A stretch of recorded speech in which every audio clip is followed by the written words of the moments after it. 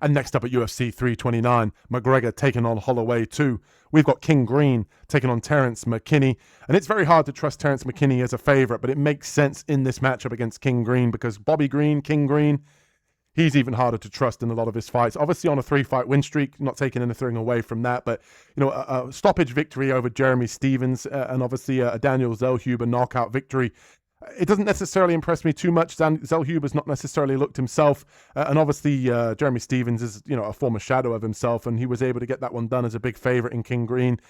Carries the hands very low. We've talked about him many times. Likes to talk his shit. Will trash talk you as he exchanges in the pocket. He will throw the occasional calf kick. He's not necessarily got a ton of power in his shots, but he does do a good job of really lighting up people with the jab. And ultimately, it's difficult to see where those punches come from when he's carrying his hands so low. The problem is he leaves his chin so exposed that he's trying to roll with a lot of punches, and he doesn't carry a ton of power, and he will not always go to the wrestling to ultimately stay safe or wear on the guy's gas tanks that he's fighting. He wants to stand and trade. He wants to box with you.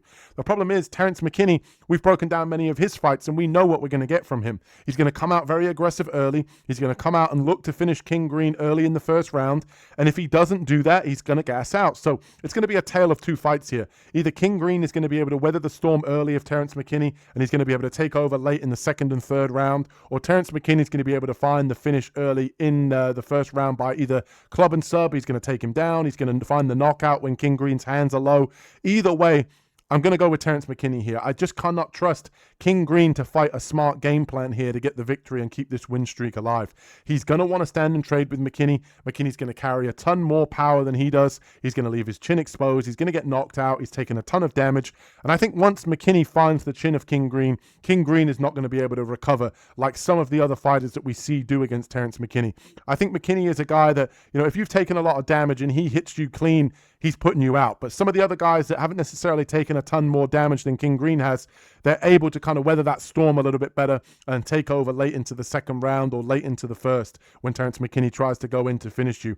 I wouldn't be surprised if McKinney comes in here and does grapple, but I think if he stands and trades on the feet, he's going to be able to find the chin of King Green. He's not going to be worried about that jab of King Green.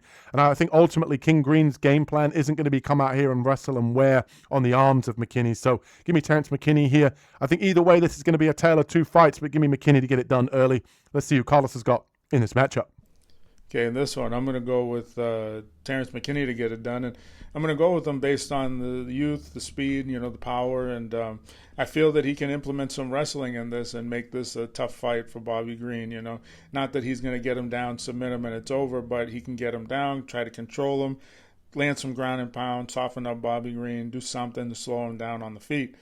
But if this fight stays standing, I also feel that McKinney's got a chance because although he does not throw in combination and against someone that keeps their hands down and is willing to use the the rolling, the slipping, and that's the type of person you need to come in, throw in combination, throw a barrage of shots at him and just get him out of there. But he's not going to do that because Bobby Green can counter, and he's very effective at his countering. And I do feel that Green is the more skilled on the feet, and that's just not how Terrance McKinney fights. He doesn't come in and throw in combination, but what he does do is he can wrestle and probably try to implement the submission or at least some type of ground control. And I just feel that Bobby Green has enough ability on the ground, wrestling-wise, to not get submitted, but how is he going to do constantly getting taken down by somebody like McKinney, over and over again, having to fight to get back up? That's going to take him out of his striking game, so he's not going to feel as comfortable. At least that's what I'm assuming.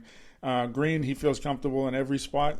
He'll throw, probably just to throw, and if he gets taken down, he'll deal with that. But maybe that'll make him hesitate. I don't know. It'd be a good game plan for McKinney. But I also feel that if this stays standing, Green, after he gets a little timing, he gets a little comfortable, gets his rhythm, he's going to give McKinney a lot of problems, and he can get him out of there too.